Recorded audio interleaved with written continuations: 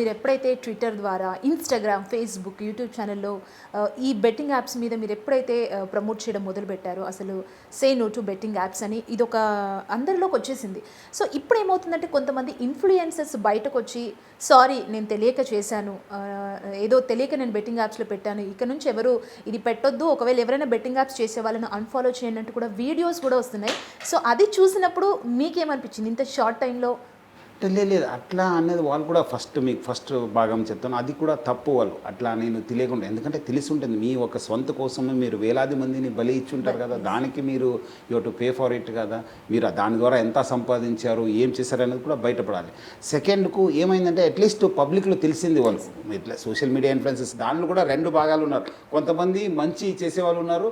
కొంతమంది ప్రమోట్ చేసేవాళ్ళు ఉన్నారు. వాళ్ళు కూడా చాలామంది అంటున్నారు. లేదు సార్ ఫస్ట్ నుంచి కూడా మనకు కూడా చాలామంది కాంటాక్ట్ చేశారు. నేను వాళ్ళకు నో అన్నాను, నా కాన్షియన్స్ ఒప్పుకోలేదు సో అని చెప్పేవాళ్ళు కూడా ఉన్నారు. ఎవరు వీళ్ళు ఈజీ మనీకి అలవాటు పడి ఉన్నారు, వాళ్ళు ప్రమోట్ చేశారు. ఇప్పుడు వాళ్ళు they have to face the legal consequences. Okay. Sajjanar గారు అంటే ఇప్పుడు బేసిక్‌గా సోషల్ మీడియా ఇన్‌ఫ్లుయెన్సర్స్‌కి రీచ్ ఎక్కువగా ఉంటుంది. వాళ్ళు ఒక వీడియో పెట్టారంటే జనాల్లోకి ఎక్కువగా వెళ్తుంది. స్పెషల్లీ యూత్‌ని టార్గెట్ చేసిన వాళ్ళ ప్రొఫైల్సే మనం ఎక్కువగా ఇన్‌స్టాగ్రామ్‌లో చూస్తుంటాం. అవే ట్రెండింగ్ కూడా అవుతుంటాయి.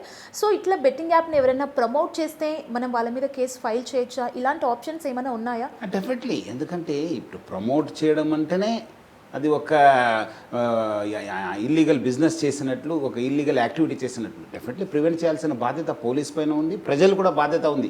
ఇట్లా ప్రజలు కూడా పోలీస్ చెప్పాల్సి ఉంది, ఇట్లా వస్తున్నావు సార్ మీరు యాక్షన్ తీసుకుని చెప్పి. సో డెఫినెట్లీ వచ్చే రోజు ప్రజల దృష్టికి ఏమాత్రం ఇలాంటివి ఉంటే డెఫినెట్లీ వాళ్ళు ఫస్ట్ ఇలాంటివి ఉందని చెప్పడము, ఫలాంటి మనిషి కూడా ప్రమోట్ చేస్తున్నారని చెప్పి తెలియాల్సిన బాధ్యత ప్రజలపైన ఉంది. మనం వచ్చిన తర్వాత మనం కూడా కంప్లైంట్ రిజిస్టర్ చేసి యాక్షన్ తీసుకోవాల్సిన బాధ్యత మా పైన కూడా ఉంది, పోలీస్ పైన. ఇప్పుడు మనం బేసిక్గా ఏదైనా సైబర్ క్రైమ్ జరిగున్నా, ఏదైనా ఇష్యూ అయినా, మన బ్యాంక్ అకౌంట్లోంచి అమౌంట్ పోయినా ఇమ్మీడియట్గా ఒక నెంబర్కి కాల్ చేసి మనం కంప్లైంట్ రేస్ చేస్తాం.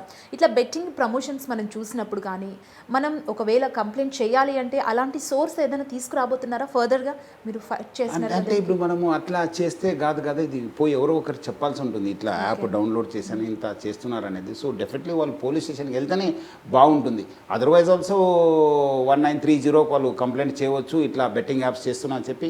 ఆల్రెడీ అది ఫ్రీ నెంబర్ ఉంది. సో దాని ద్వారా కూడా మనకు యాక్షన్ తీసుకోవడానికి ఉంది. అది మన స్టేట్కి వస్తుంది, సెంట్రల్ కూడా ఇస్తుంది. మళ్ళీ అది కూడా డీటెయిల్గా వాళ్ళు ఇన్వెస్టిగేషన్ చేస్తారు.